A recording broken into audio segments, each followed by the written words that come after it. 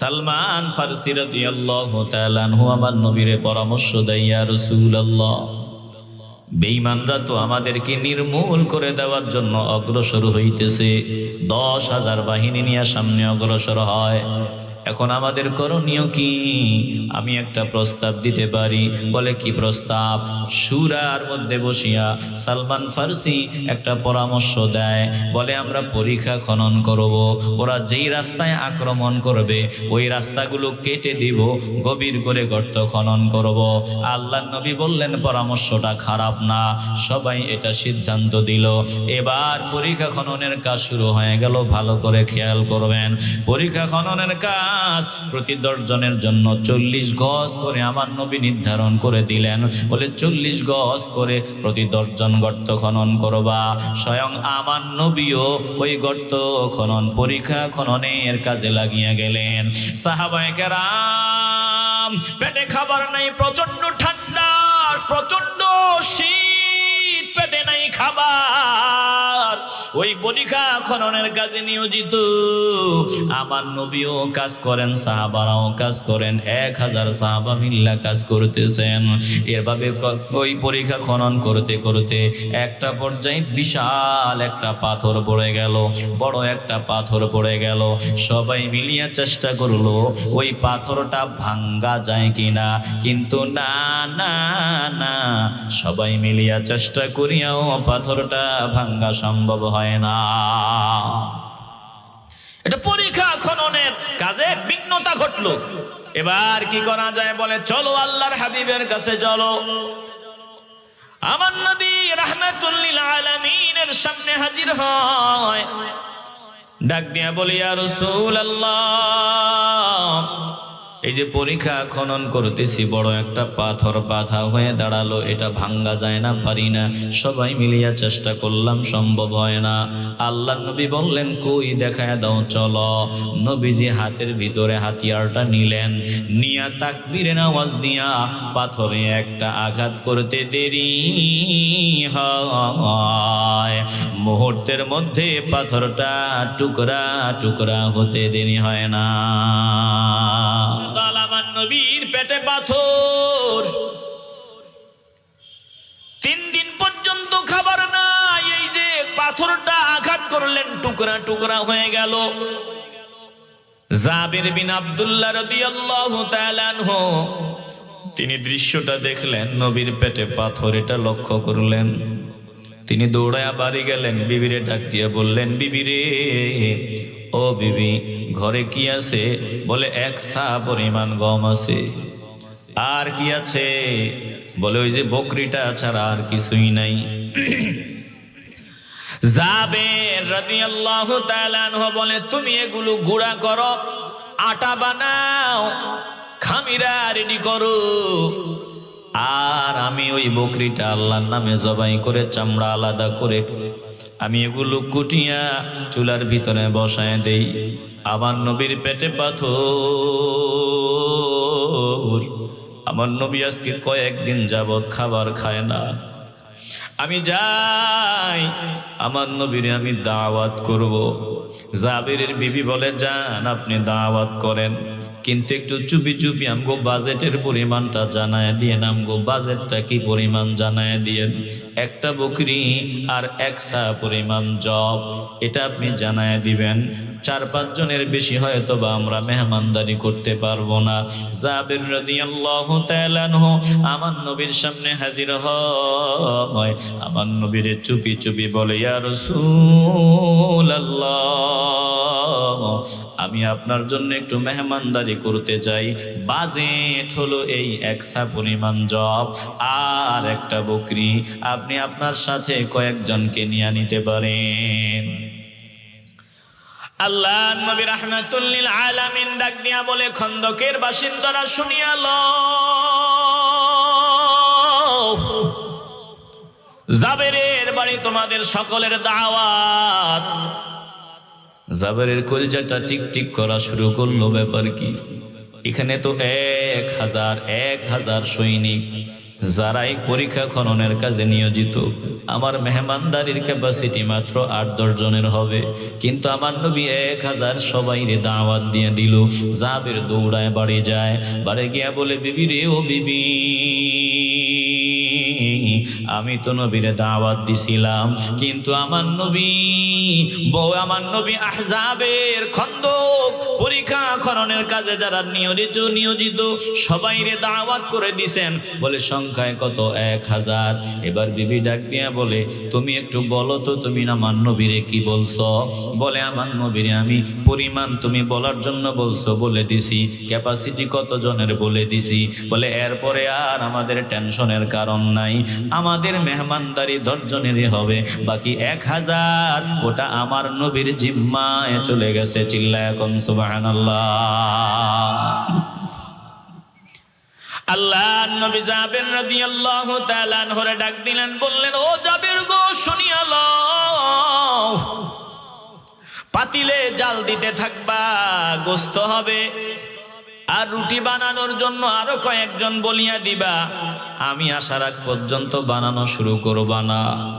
আমার নবী সবাই নিয়ে গেলেন।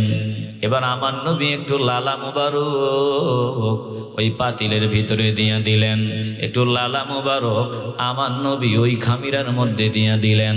বাস, এবার বলে, বানানো শুরু করো আর দেওয়া শুরু করো, ঢাকনার মুখটা খুলবা না, একটু ঢাকনা আলগা করে সবাইরে দেওয়া শুরু করো। আল্লাহর নবী সাহাবায়ে কেরামদের ডাক দেয়, তোমরা হই হুল্লোড় করিও না, ক্যাপাসিটি যা আছে ওই অনুপাতে আসো, আর ইচ্ছা মতো খাও আর বিদায় নাও। এইভাবে কয়েকজন করে সাহাবায়ে কেরামের দল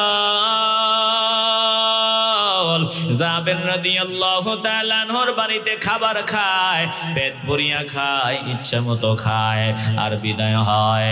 এইভাবে খাইতে খাইতে 1000 সাহাবা খাওয়া শেষ করার পর আমার নবী এবার ডাক দিয়া বললেন, জাবের রে, পরিমাণটা দেখো কি অবস্থা। বলি, ইয়া রাসূলুল্লাহ,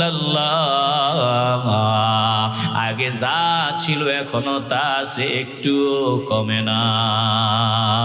তুমি খাও, তোমার বিবি খাবে, তোমার সবাই খাবে, পরিবার পরিজন সবাই খাবে, সবার শেষে আমি। সবাই খেলো, আল্লাহ নবীও খাইলেন। এরপরে বললেন, যাও এবার পরিমাণ দেখো। বলি, ইয়া রাসূলুল্লাহ, যেমন ছিল তেমনই আছে, এখনো কমে নাই। এরে মুসলমান নবীর আশিকের দল, আল্লাহ নবী রাহমাতুল লিল আলামিনের আপাত মস্তক হলো মুজিজা, আমার নবীর থুতু মোবারক মুজিজা, আমার নবীর হাত মোবারক মুজিজা, আমার নবীর পা মোবারক মুজিজা, আমার নবীর আপাদ মস্তক পুরাটাই ছিল মুজিজা। চিল্লায় এখন সুবহানাল্লাহ। আল্লাহ বলেন, ফাআম্মা মান সাকুলাত মাওয়াজিনুহু ফাহুয়া ফি ঈশাতিন রাদিয়া ওয়া আম্মা মান খাফফাত মাওয়াজিনুহু ফাউম্মুহু হাওিয়া ওয়া মা আদরাকা মা হিয়া নারুন হামিয়া। এ বেলটার মুসলমান নবীর আশিকের দল, নেকের পাল্লা যদি ভারী হয় ঠিকানা জান্নাত, নেকির পাল্লা যদি হালকা হয় ঠিকানা জাহান্নাম। আল্লাহর নবী বলেন, আমার যে উম্মত সুখে দুঃখে আলহামদুলিল্লাহ বলবে, সুবহানাল্লাহর আওয়াজ দিবে, বলে আলহামদুলিল্লাহ আর সুবহানাল্লাহর শব্দগুলো মিজানের নেকের পাল্লার উপরে ওঠে, নেকের পাল্লাটাকে ভারী বানাইয়া জান্নাতে ঢুকায় দিবে। তাহলে বলেন, আমরা জান্নাতি হতে চাইনি? মুসলমান ইমানদার, জান্নাত যদি পেতে হয় আল্লাহর নবীর আদর্শ বিনা জান্নাত পাওয়া যাবে না। জান্নাত পাওয়ার জন্য নবীর আদর্শ মেনে চলতে হবে। নবীর আদর্শের ভিতরে চলিয়া জান্নাত পাওয়া যায় না, জাহান্নাম পাওয়া যায়। একজন মুসলমান কিভাবে চলবে না চলবে, সব কিছুর একটা সীমা রেখা আছে না নাই? কতটুকু যাবেন, কতটুকু পর্যন্ত যাবেন, কোথায় যাওয়া যাবে, কোথায় যাওয়া যাবে যাবে না, কি খাবেন কি খাওয়া যাবে না, কোন কাজ কেমনে করবেন, আল্লাহর পক্ষ থেকে নির্ধারিত সীমারেখা আছে না নাই? ওয়াল হাফিজুনা লিহুদুদিল্লাহ, আল্লাহ বলেন আমি যেই সীমারেখা দিলাম এই সীমারেখা যারা হেফাজত করে চলবে এরা মুমিন। এ মুমিন বান্দাদের ঠিকানা হলো জান্নাত। এ মুসলমান ইমানদার, দিলে যদি ভেজাল থাকলে আওয়াজের দরকার নাই, দিলটা যদি পরিষ্কার হয় একটা জবানও বন্ধ রাখবেন না। বলেন আমরা আল্লাহ যেই সীমারেখা দিলেন ওই সীমারেখার ভিতরে চলতে চাই কি চাই না? এই দুনিয়া মুমিনদের জন্য জেলখানা, কাফেরদের জন্য জান্নাত। জেলখানায় যেমনি খুশি এমনি চলা যায় না, একটা নিয়ম কানুন আছে। আপনি যদি বলেন আমি মুমিন, তাইলে দুনিয়া আপনার জন্য কি? কথা কয় না, একটু আমার দিকে তাকাতে হবে। যদি বলেন আমি মুমিন, তাহলে দুনিয়া আপনার জন্য কি? এবার বলেন, জেলখানায় যেমনে খুশি এমনে চলা যায়? জান্নাতে বরং যেমনে খুশি এমনে চলা যাবে, যা চাইবেন তা পাওয়া যাবে, যেমনে চাইবেন এমনে চলবেন। কারণ কোরআনে আল্লাহ বলে দিয়েছেন ওয়ালাকুম ফিহা মা তাশতাহি আনফুসুকুম ওয়ালাকুম ফিহা মা তাদউন।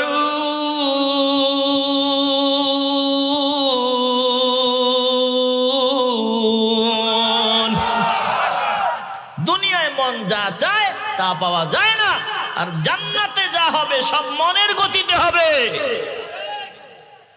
মন যা চাইবে সেটাই ব্যবস্থা করে দিবেন কে? আর আস্তে কোন মিয়া কে? আল্লাহ বলেন ইউহিব্বুনাহুম কাহুব্বিল্লাহ ওয়াল্লাযীনা আমানু আশাদ্দু হুব্বাল লিল্লাহ।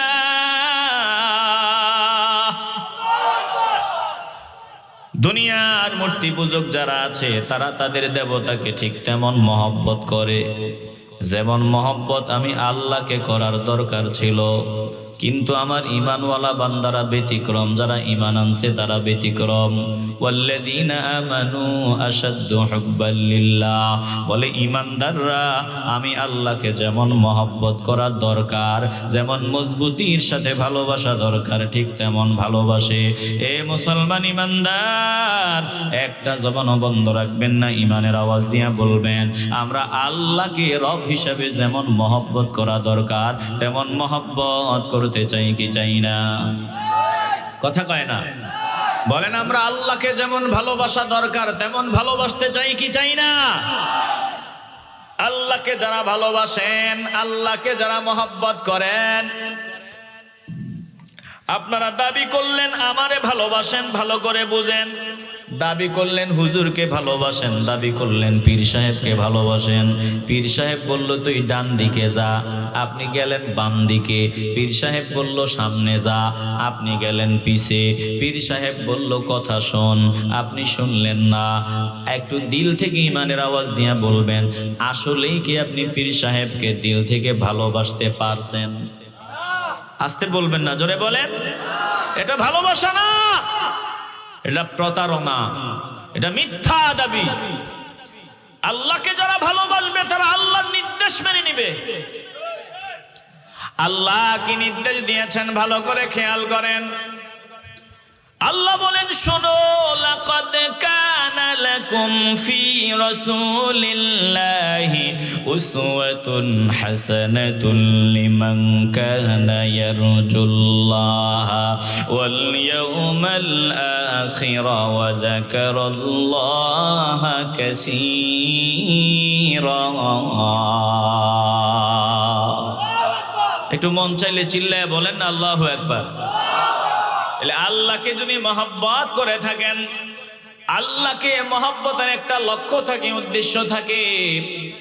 শুধু আল্লাহর মহব্বতের কথা বলতেছি না, যে যাকে মহব্বত করে একটা উদ্দেশ্য আছে। কেউ প্রধানমন্ত্রী শেখ হাসিনাকে মহব্বত করে, কেউ খালেদা জিয়াকে মহব্বত করে, কেউ অমুককে মহব্বত করে, তমুকরে মহব্বত করে, কেউ বা পীর সাহেব মহোদয়গণকে মহব্বত করে। এ মহব্বতের একটা টার্গেট আছে। আবার কেউ নারীদেরকে মহব্বত করে একটা টার্গেট নিয়া, বলে কি টার্গেট? যারে ভালোবাসে তার কাছাকাছি যেতে চায়, তার সাক্ষাৎ পেতে চায়, তার সামনে দাঁড়াইতে চায়। বলুন, ভালো যারা বাসে তাদের এই রকম উদ্দেশ্য থাকে কি থাকে না?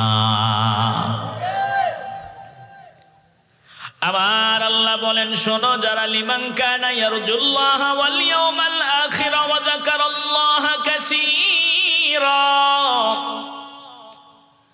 যারা আশা করো আমি আল্লাহ সামনে দাঁড়াতে হবে, আখিরাতকে যারা বিশ্বাস করো, আমারে বেশি বেশি স্মরণ করো, আমাকে পাওয়ার আশা যাদের দিলে আছে, যারা আমার সামনে দণ্ডায়মান হতে হবে এই ইচ্ছা যাদের ভিতরে আছে, আল্লাহ বলেন পরামর্শ নাও, শুনিয়া লাও।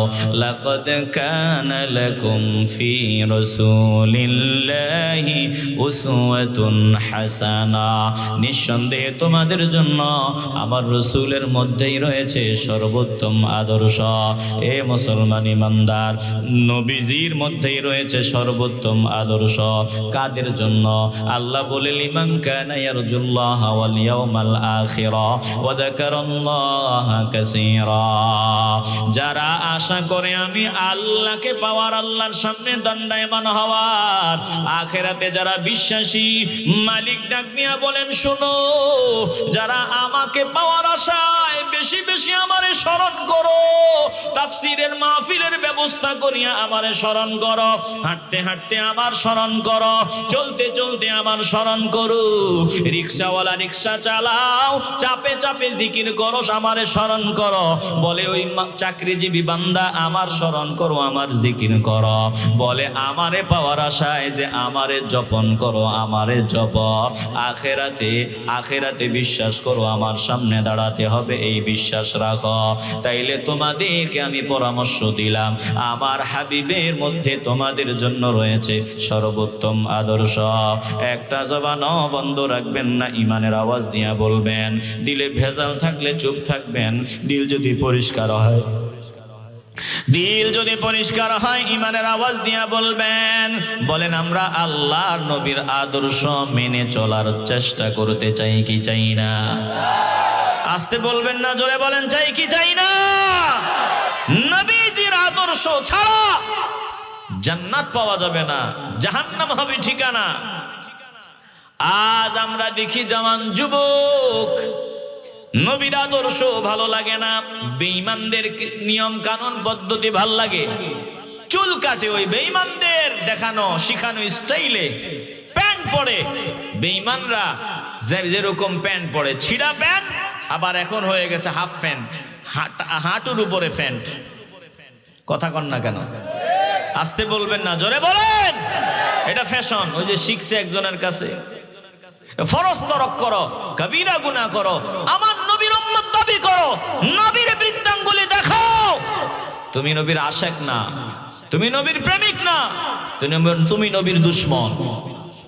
কথা কন না কেন? আস্তে বলবেন না, জোরে কর। যদি তুমি মনে করো যে আমি ভুল করছি, আমি ভুল থেকে ফিরে আসা দরকার, তাহলে আমি দুশমন বললাম না। আর যদি মনে করো না, আমি যেমনে চলতেছি এমনি চলবো, মোল্লার কথা কানে নেব না, তাহলে পরিষ্কার ভাষায় শোনো, তুমি মুসলমান না, তুমি নবীর দুশমন। রাগ করেন আপনারা? একটু দিল দিয়ে অনুধাবন করেন, কলিজার ভিতরে কথাগুলো ঢুকায় নেন। সাহাবায়ে কেরামদের থেকে শিখতে হবে নবীকে কেমনে মেনে চলতে হবে। এই যে আমি আয়াত তেলাওয়াত করলাম, পরের আয়াতটা আহজাবের যুদ্ধের আয়াত, খন্দকের যুদ্ধের আয়াত। আল্লাহ নবী রাহমাতুল লিল আলামিন বেঈমানদের বিরুদ্ধে লড়াই করবেন। বেঈমানরা চিন্তা করলো, আর ইসলামের নাম নিশানা ভবিষ্যতে যাতে থাকে না, এমন ব্যবস্থা করব, ইসলামকে কবর দিয়ে দিব। ফুল ফাওয়ার শক্তি নিয়া খন্দকের যুদ্ধ করার জন্য, আহজাবের যুদ্ধ লড়াই করার জন্য, মুসলমানদের নির্মূল করার জন্য 10,000 সৈন্য নিয়ে মদিনা ঘেরাও করে আক্রমণ করে 10,000। একটা জবানও বন্ধ রাখবেন না, আওয়াজ দিয়ে বলেন কত হাজার? আর একটু আওয়াজ লাগবে, জোরে বলেন কত হাজার? 10,000। ওদের অস্ত্রের অভাব নাই, বাহনের অভাব নাই, সব আছে। মুসলমানদের কি আছে? কিচ্ছু নাই। অস্ত্র নাই, তেমন কিছুই নাই। মুসলমানদের কিচ্ছু লাগে না, মুসলমানদের কিছুর প্রয়োজন হয় না। মুসলমানদের একটা মেশিন যদি ঠিক থাকে, এই মেশিনের মোকাবেলা করার পাওয়ার ক্ষমতা তামাম দুনিয়ার কারো থাকে না। ওই মেশিনের নাম হলো ঈমান। কথা কয় না? একটু আওয়াজ দিতে হবে আপনাদের, একটু আওয়াজ দিতে হবে। এই মেশিনের নাম কি? ঈমান। ঈমান। সাহাবায়ে কেরামদের ঈমানের মেশিন কত মজবুত, মজবুত ভালো করে শুনিয়া লাও। সালমান ফারসি রাদিয়াল্লাহু তাআলা আনহু আমার নবীরে পরামর্শ দেয়, ইয়া রাসূলুল্লাহ, বেঈমানরা তো আমাদেরকে নির্মূল করে দেওয়ার জন্য অগ্রসর হইতেছে। 10,000 বাহিনী নিয়ে সামনে অগ্রসর হয়। এখন আমাদের করণীয় কি? আমি একটা প্রস্তাব দিতে পারি। বলে কি প্রস্তাব? সূরার মধ্যে বসিয়া সালমান ফারসি একটা পরামর্শ দেয়। বলে আমরা পরিখা খনন করব, ওরা যেই রাস্তায় আক্রমণ করবে ওই রাস্তাগুলো কেটে দিব, গভীর করে গর্ত খনন করব। আল্লাহর নবী বললেন পরামর্শটা খারাপ না। সবাই এটা সিদ্ধান্ত দিল। এবার পরিখা খননের কাজ শুরু হয়ে গেল। ভালো করে খেয়াল করবেন, পরিখা খননের কাজ প্রতি 10 জনের জন্য 40 গজ করে আমার নবী নির্ধারণ করে দিলেন। বলে 40 গজ করে প্রতি 10 জন গর্ত খনন করবা। স্বয়ং আমার নবীও ওই গর্ত খনন, পরিখা খননের কাজে লাগিয়ে গেলেন। সাহাবায়ে কেরাম, পেটে খাবার নাই, প্রচন্ড ঠান্ডা, প্রচন্ড শীত, পেটে নাই খাবার, ওই পরিখা খননের কাজে নিয়োজিত। আমার নবীও কাজ করেন, সাহাবারাও কাজ করেন, 1000 সাহাবা মিল্লা কাজ করতেছেন। এভাবে ওই পরিখা খনন করতে করতে একটা পর্যায়ে বিশাল একটা পাথর পড়ে গেল, বড় একটা পাথর পড়ে গেল। সবাই মিলিয়া চেষ্টা করলো ওই পাথরটা ভাঙ্গা যায় কিনা, কিন্তু না না না, সবাই মিলিয়া চেষ্টা করিয়াও পাথরটা ভাঙ্গা সম্ভব হয় না। এটা পরিখা খননের কাজে বিঘ্নতা ঘটলো, পাথর এটা ভাঙ্গা যায় না। অসুবিধা হইতেছে আপনাদের? এবার কি করা যায়? বলে চলো আল্লাহর হাবিবের কাছে চলো। আমার নবী রাহমাতুল লিল আলামিনের সামনে হাজির হয়। ডাক দিয়া বলি, ইয়া রাসূলুল্লাহ, এই যে পরিখা খনন করতেছি, বড় একটা পাথর বাধা হয়ে দাঁড়ালো, এটা ভাঙ্গা যায় না, পারি না।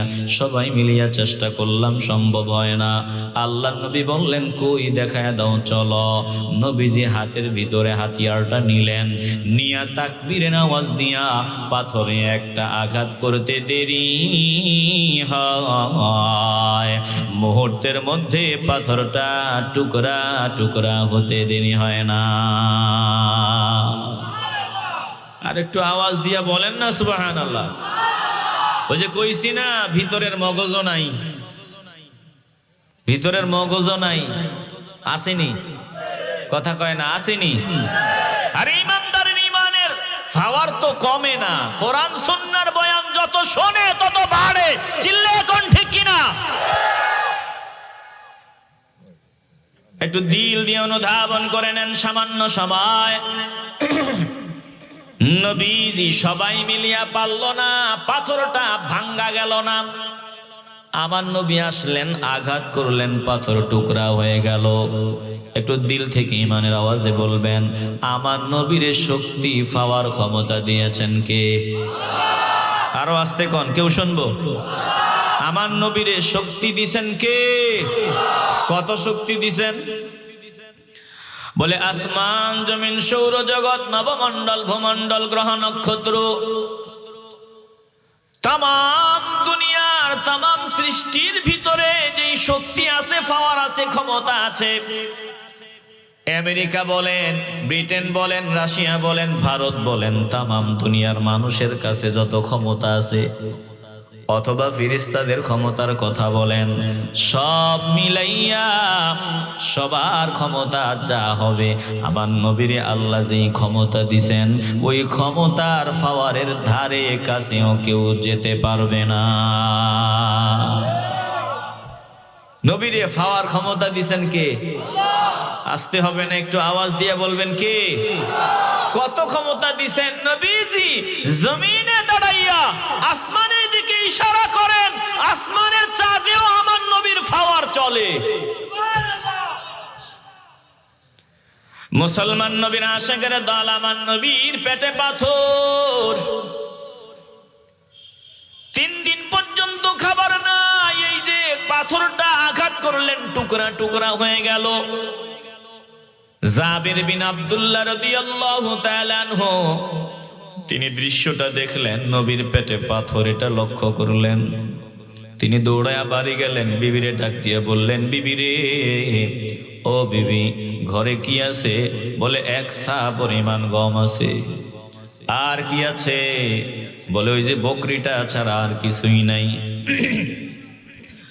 জাবের রাদিয়াল্লাহু তাআলা আনহু বলে, তুমি এগুলো গুঁড়া করো, আটা বানাও, খামিরা রেডি করো, আর আমি ওই বকরিটা আল্লাহর নামে জবাই করে চামড়া আলাদা করে আমি এগুলো কুটিয়া চুলার ভিতরে বসায় দেই। আমার নবীর পেটে পাথর, আমার নবী আজকে কয়েকদিন যাবত খাবার খায় না। আমি যাই, আমার নবীরে আমি দাওয়াত করব। জাবেরের বিবি বলে, যান আপনি দাওয়াত করেন, কিন্তু একটু চুপি চুপি আমগো বাজেটের পরিমাণটা জানায় দিয়েন, আমগো বাজেটটা কি পরিমাণ জানায় দিয়েন। 1টা বকরি আর 1 সা পরিমাণ জব, এটা আপনি জানায় দিবেন। 4-5 জনের বেশি হয়তো বা আমরা মেহমানদারি করতে পারবো না। জাবের রাদিয়াল্লাহু তাআলা আনহু আমার নবীর সামনে হাজির হয়। আমার নবীরে চুপি চুপি বলে, ইয়া রাসূলুল্লাহ, আমি আপনার জন্য একটু মেহমানদারি করতে চাই। বাজেট হলো এই 1 সা পরিমাণ জব আর 1টা বকরি, আপনি আপনার সাথে কয়েকজনকে নিয়ে নিতে পারেন। আল্লাহ নবী রাহমাতুল লিল আলামিন ডাক দিয়া বলে, খন্দকের বাসিন্দারা শুনিয়া লও, জাবেরের বাড়ি তোমাদের সকলের দাওয়াত। জাবেরের কলিজাটা টিকটিক করা শুরু করলো, ব্যাপার কি? এখানে তো 1000 সৈনিক, যারাই পরীক্ষা খননের কাজে নিয়োজিত। আমার মেহমানদারির ক্যাপাসিটি মাত্র 8-10 জনের হবে, কিন্তু আমার নবী 1000 সবাইরে দাওয়াত দিয়ে দিল। জাবের দৌড়ায় বাড়ি যায়, বাড়ি গিয়া বলে, বিবি রে, ও বিবি, আমি তো নবীরে দাওয়াত দিছিলাম, কিন্তু আমার নবী আহজাবের খন্দক পরীক্ষা খননের কাজে যারা নিয়োজিত সবাইরে দাওয়াত করে দিছেন। বলে সংখ্যায় কত? 1000। এবার বিবি ডাক দিয়া বলে, তুমি একটু বলো তো, তুমি আমার নবীরে কি বলছো? বলে, আমার নবীরে আমি পরিমাণ তুমি বলার জন্য বলছো, বলে দিছি। ক্যাপাসিটি কত জনের বলে দিছি। বলে, এরপরে আর আমাদের টেনশনের কারণ নাই, আমাদের মেহমানদারি 10 জনেরই হবে, বাকি 1000 ওটা আমার নবীর জিম্মায় চলে গেছে। চিল্লায় এখন সুবহানাল্লাহ। আল্লাহ নবী জাবের রাদিয়াল্লাহু তাআলা আনহুরে ডাক দিলেন, বললেন, ও জাবের গো, শুনিয়া লও, পাতিলে জাল দিতে থাকবা, গোস্ত হবে, আর রুটি বানানোর জন্য আরো কয়েকজন বলিয়া দিবা। আমি আসার আগ পর্যন্ত বানানো শুরু করবা না। আমার নবী সবাই নিয়ে গেলেন। এবার আমার নবী একটু লালা মুবারক ওই পাতিলের ভিতরে দিয়ে দিলেন, একটু লালা মুবারক আমার নবী ওই খামিরার মধ্যে দিয়ে দিলেন। বাস, এবার বলে, বানানো শুরু করো আর দেওয়া শুরু করো। ঢাকনার মুখটা খুলবা না, একটু ঢাকনা আলগা করে সবাইরে দেওয়া শুরু করো।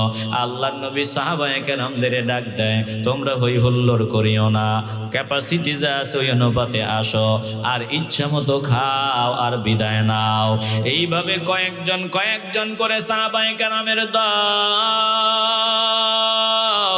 জাবের রাদিয়াল্লাহু তাআলা আনহুর বাড়িতে খাবার খায়, পেট ভরিয়া খায়, ইচ্ছা মতো খায় আর বিদায় হয়। এভাবে খাইতে খাইতে 1000 সাহাবা খাওয়া শেষ করার পর আমার নবী এবার ডাক দিয়া বললেন, জাবের রে, পরিমাণটা দেখো কি অবস্থা। বলি, ইয়া রাসূলুল্লাহ, আগে যা ছিল এখনো তা আছে, একটু কমে না। তুমি খাও, তোমার বিবি খাবে, তোমার সবাই খাবে, পরিবার পরিজন সবাই খাবে। সবার শেষে আমি, সবাই খেলো, আল্লাহ নবীও খাইলেন। এরপরে বললেন, যাও এবার পরিমাণ দেখো। বলি, ইয়া রাসূলুল্লাহ, যেমন ছিল তেমনই আছে, এখনো কমে নাই।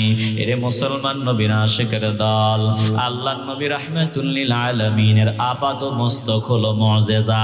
আমার নবীর থুতু মোবারক মুজিজা, আমার নবীর হাত মোবারক মুজিজা, আমার নবীর পা মোবারক মুজিজা, আমার নবীর আপাদ মস্তক পুরাটাই ছিল মুজিজা। চিল্লায় এখন সুবহানাল্লাহ।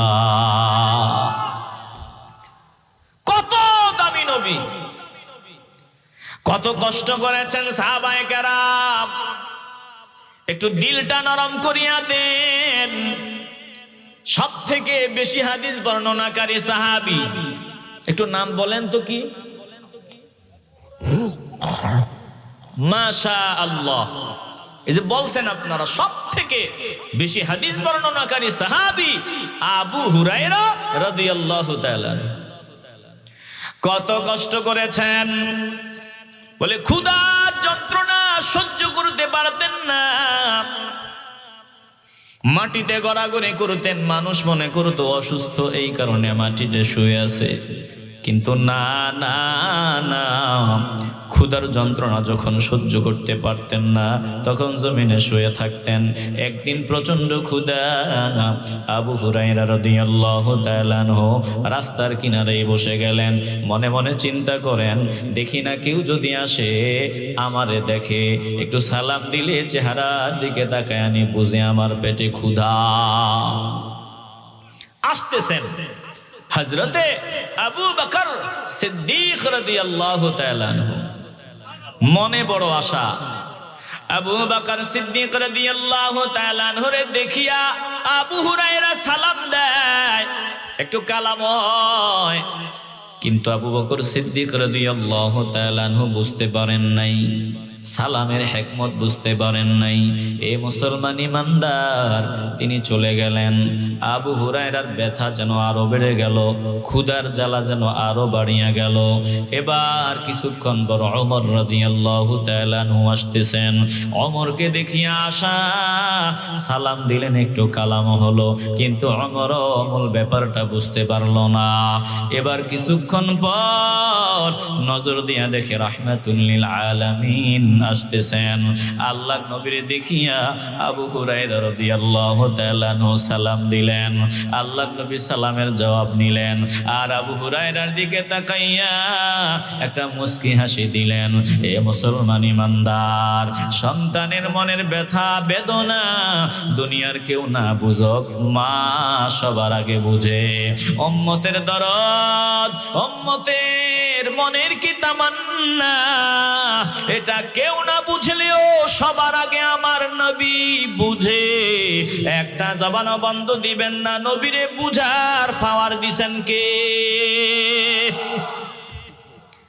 নবীজি একটু মুস্কি হাসলেন, চললেন, বললেন, আবু হুরায়রা গো, চলো চলো চলো, আমার সাথে একটু বাড়ি চলো। আবু হুরায়রা রাদিয়াল্লাহু তাআলা আনহু বাড়ি গেলেন। ভেতরে খবর পাঠালেন, খাবারের কি আছে? বলে কিছুই নাই, 1 গ্লাস পরিমাণ দুধ আছে, আর তেমন কিছুই নাই। নবীজি বললেন, দাও, যে পরিমাণ আছে দাও। এবার দুধটা আনা হয়। আবু হুরায়রার মনে মনে খুশি যে দুধটা আজকে আমারে পান করাবেন আল্লাহর নবী। কিন্তু ঘটল বিপত্তি।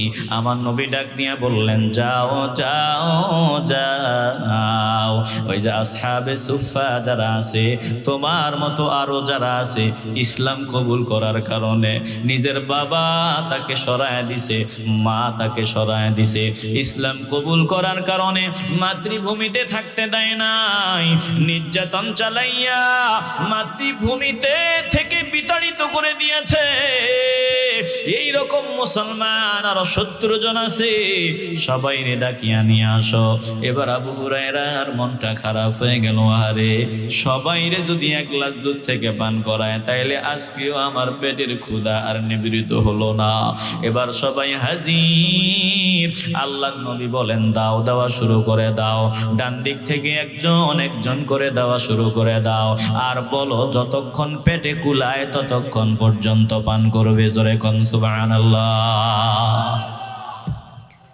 এক গ্লাস দুধ একজন একজন করে শুরু হলো, পেট ভরে সবাই খেলো। এবার আল্লাহর নবী বলেন আবু হুরায়রা গো, এবার কে বুকে বাকি আছে? বলে আপনি আর আমি। বলে আবু হুরায়রা তুমি পান করো।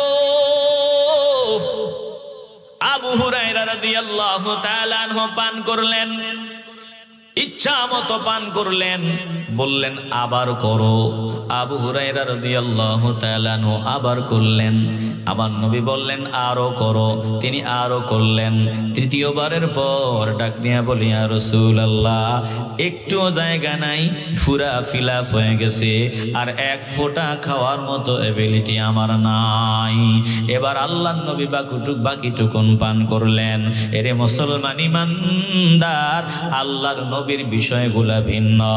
এরপরেও আমার নবী ইসলাম কায়েমের জন্য কত কষ্ট করলেন, সাহাবায়ে কেরাম কত কষ্ট করলেন। আজকে আমরা এই কষ্টের সম্পদ পাইয়া কোনো মূল্যায়ন করি না,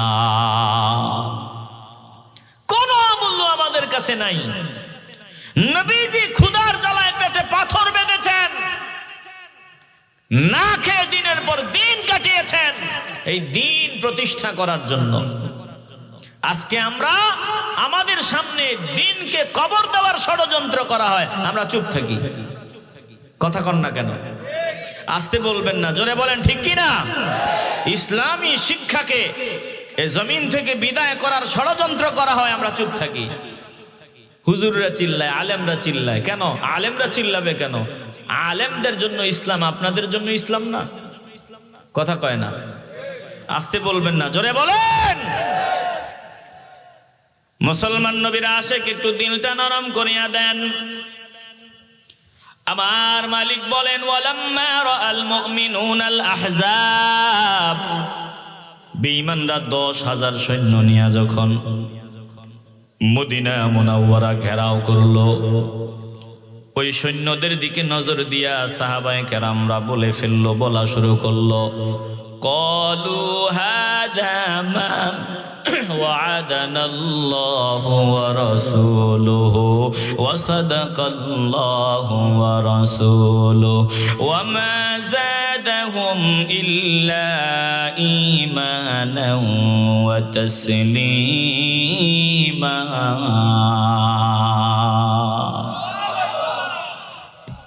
যারা মুনাফিক ছিল তারা ভিন্ন কথা বলল। তারা বলল যে মুহাম্মদ সাল্লাল্লাহু আলাইহি ওয়াসাল্লাম এতদিন আমাদেরকে যে বিজয়ের গান শুনাইছেন এগুলো সব ভুয়া, সব মিথ্যা, সব প্রতারণা। চিল্লায় বলা যাবে না নাউজুবিল্লাহ? যেই অবস্থা 10,000 সৈন্য নিয়ে আক্রমণ করতেছে, আমগো নাম নিশানাও থাকবো না। তো এতদিন যে আশা আম করে দিছে যে ইসলামের বিজয় হবে, এই সেই, এগুলো সব ভুয়া, প্রতারণা। চিল্লায় বলবেন না নাউজুবিল্লাহ? বলুন, আমার নবী যা বলেছেন সব কার কথা? বেঈমানরা বলা বলি করা শুরু করলো যে এতদিন আমগুলো যে বিজয়ের ভবিষ্যৎবাণী করছে কিচ্ছু না, সব প্রতারণা, সব ধোঁকা, মুনাফিকরা। বলুন, নবীজি যা বলছেন আল্লাহর পক্ষ থেকে এগুলো 100% সত্য কিনা? আসতে বলবেন কেন? 100% সত্য কিনা? ইসলাম বিজয় হবে সব দিনের উপরে, এটা বলেছেন কে? হুয়াল্লাযী আরসালা রাসূলাহু বিল হুদা ওয়া দীনিল হক লিইয়ুযহিরাহু আলাদ দ্বীনি কুল্লিহি ওয়ালাউ কারিহাল মুশরিকুন।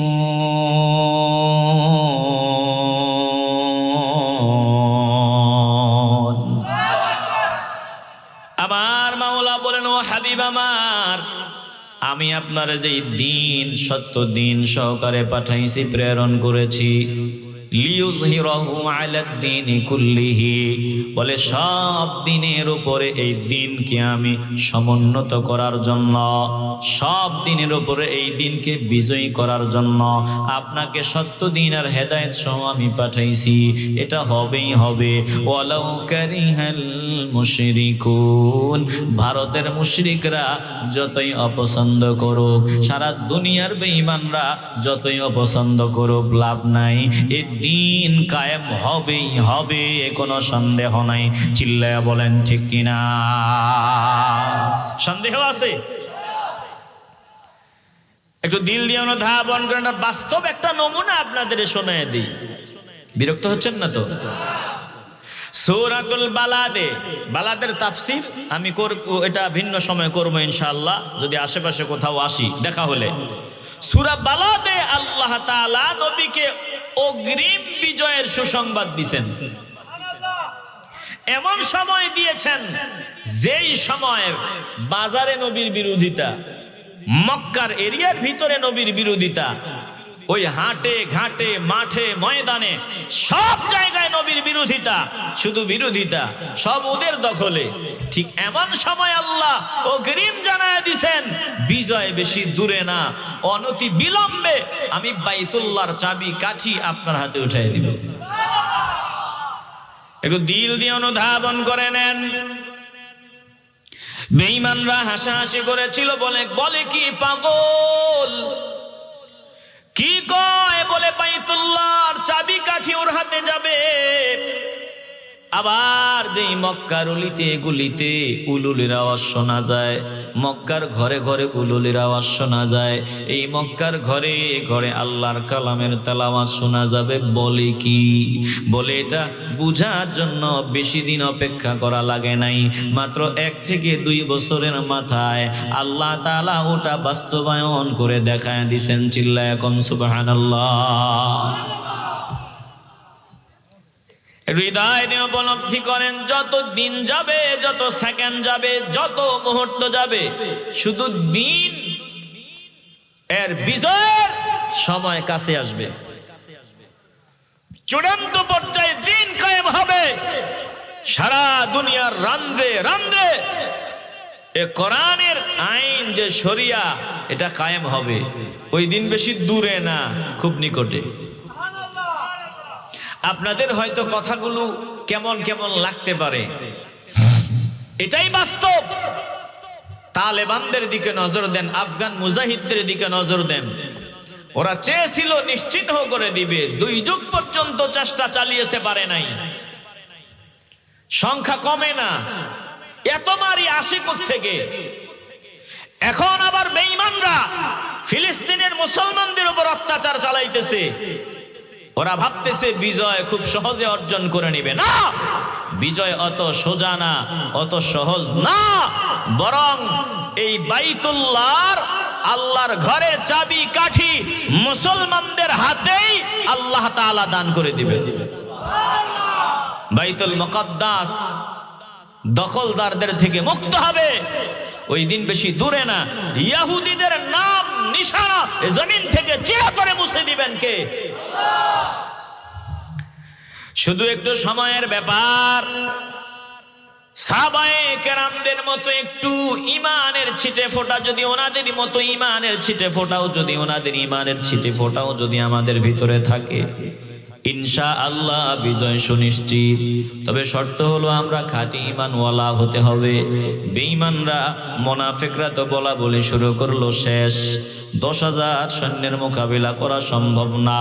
কিন্তু আমার মালিক বলেন, যারা খাঁটি মুমিন, ওয়ালাম্মা রাআল মুমিনুনাল আহজাব, বলে মুমিনরা যখন নজর দিয়া 10,000 সৈন্যবাহিনী নজর দিয়া দেখতে পেল, এরা তখন বলে উঠল, ক্বালু হাদা মা ওয়া'আদানাল্লাহু ওয়া রাসূলুহু ওয়া সাদাকাল্লাহু ওয়া রাসূলুহু। ওরা বলল, এটা তো তাই যার ওয়াদা আমাদেরকে আল্লাহ আল্লাহর রাসূল দিয়েছেন, ওয়া সাদাকাল্লাহু ওয়া রাসূলুহু, আর আমার আল্লাহ আল্লাহর রাসূল যা বলেছেন সব সত্য বলেছেন। আল্লাহ আল্লাহর রাসূল বলেছেন, ঈমান আনলে ঈমানের পরীক্ষা সামনে আসবে। আমরা তো দেখতেছি আমগো সামনে ঈমানের পরীক্ষা। এ মুসলমান ঈমানদার, যে বা যারা ঈমানের দাবি করবে, ঈমান আনবে, তাদেরকে ঈমানের পরীক্ষা দিতে হবে। একটা জবানও বন্ধ রাখবেন না, ঈমানের আওয়াজ নিয়ে বলেন, আমরা ঈমানের পরীক্ষায় কামিয়াব হতে চাই কি চাই না? আসতে বলবেন না, একটু সবটুকুন শক্তি দিয়ে বলেন, আমরা ঈমানের পরীক্ষায় উত্তীর্ণ হতে চাই কি চাই না? পরীক্ষা ছাড়া জান্নাত পাবেন না, এটা নিশ্চিত। ধরে রাখেন, পরীক্ষা অবশ্যই আসবে। মা কানা আল্লাহু লিয়াযারাল মুমিনিনা আলা মা আনতুম আলাইহি হাত্তা ইয়ামিজাল খাবিসা মিনাত তাইয়িব। আল্লাহ বলেন, খবিস আর পবিত্র, মুনাফিক আর মুমিন যেভাবে সংমিশ্রণ হয়ে আছে এভাবে আমি রাখবো না। মুমিনদের আমি এই অবস্থায় রাখবো না, বরং আমার মুমিনদেরকে খবিস যারা আছে, মুনাফিক যারা আছে, তাদের থেকে আমি আলাদা করে দিব। কার কথা? আসতে বলবেন না, জোরে বলেন, কার কথা? ধান কাটার পর সবগুলোই তো দেখা যায় ধান, এরপরে মেশিন থেকে ধানগুলো আলাদা করার পর আমরা আমাদের উঠানে এগুলার স্তূপ দেই দিয়া কুলা নিয়া বাড়ি মারি। কথা কয় না? কুলা দিয়া বাড়ি মারি। বাড়ি মারেন কেন? কথা কয় না? বাড়ি মারেন কেন? সিডাগুলা দূর করার লাইগা, যেগুলো ধানের মতো কিন্তু ধান না, এগুলা ভেজাল, এগুলা দূর করার জন্য। এরপরেও কিছু থেকে গেলে যখন ওই পানিতে ভিজায় তখন ওগুলা সব আলাদা হয়। কথা কয় না? বলে ধান চিডা একসাথে থাকবে, মুমিন আর মুনাফিক একসাথে থাকবে না। আলাদা করার ব্যবস্থা করবেন কে? কারণ আলাদাটা করবেন কিভাবে, ওটাও আমার আল্লাহ জানায় দিয়েছেন। শোনা, আম হাসিবতুম আন তাদখুলুল জান্নাতা ওয়ালাম্মা ইয়াতিকুম মাসালুল লাযীনা খালাউ মিন ক্বাবলিকুম মাসাতহুমুল বাসাউ ওয়াদ-দাররাউ ওয়াযুলজিলু হাত্তা ইয়াকুলার রাসূলু ওয়াল্লাযীনা আমানু মা'আহু মাতা নাসরুল্লাহ আলা ইন্না নাসরাল্লাহি করিব।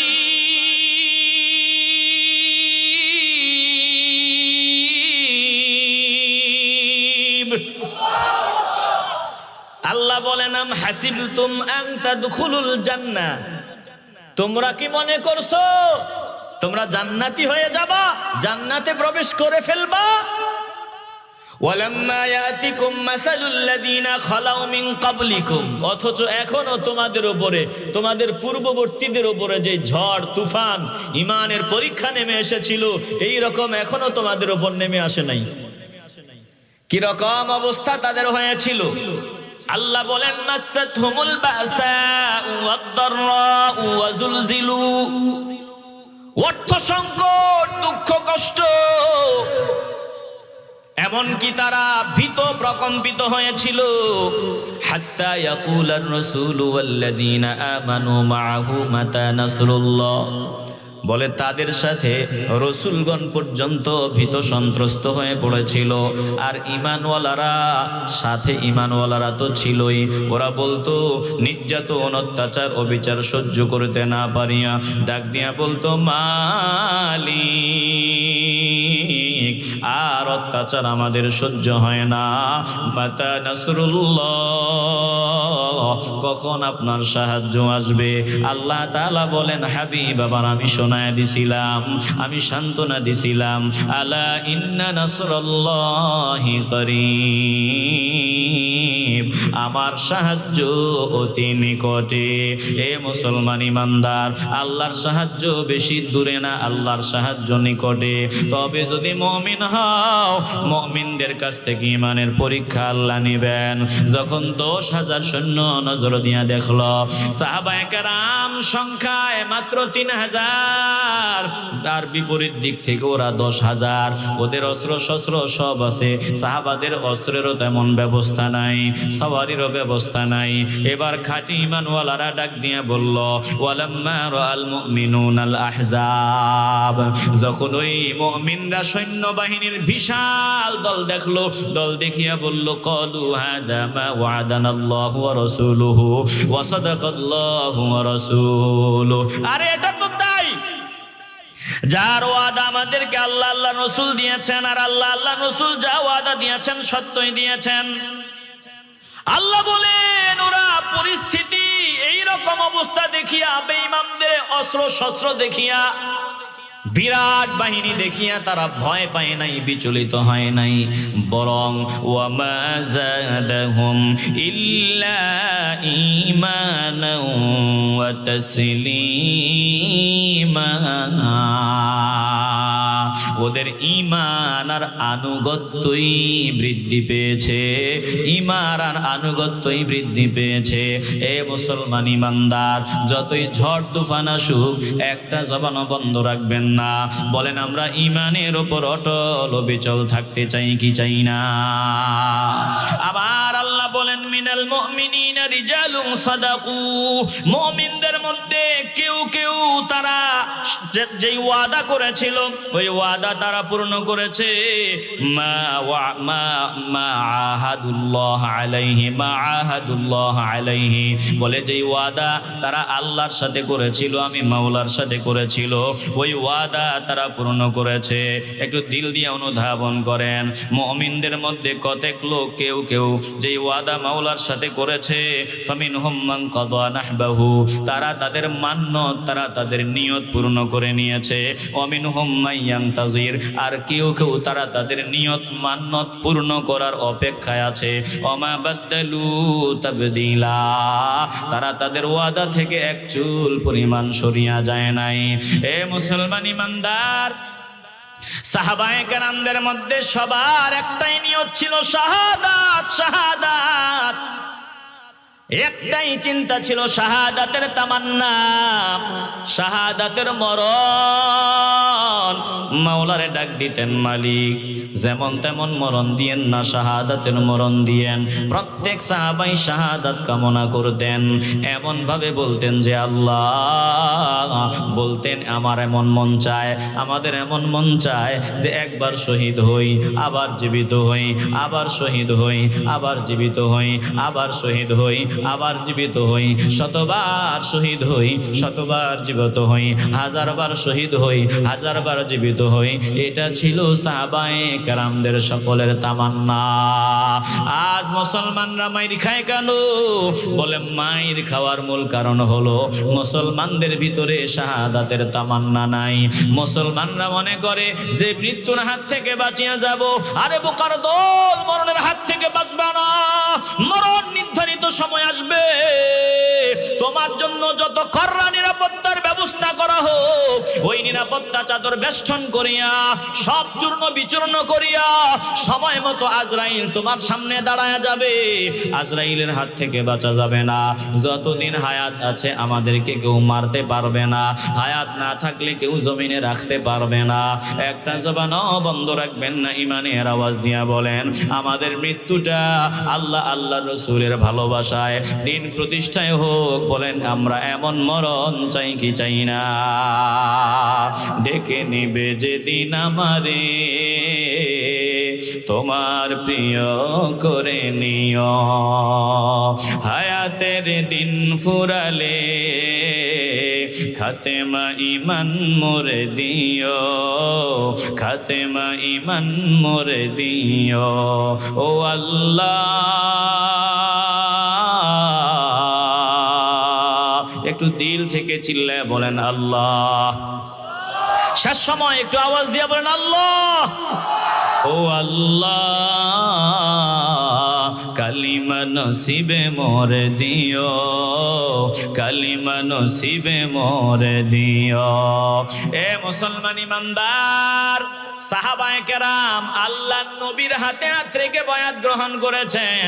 এই খন্দকের পরীক্ষা যখন খনন করতেছেন যুদ্ধের কৌশল হিসাবে, ওই অবস্থায় আল্লাহর নবী রাহমাতুল লিল আলামিন নজর দিয়ে দেখলেন তাদের পেটে খাবার তো নাই, আবার পরীক্ষা খননের কাজে নিয়োজিত।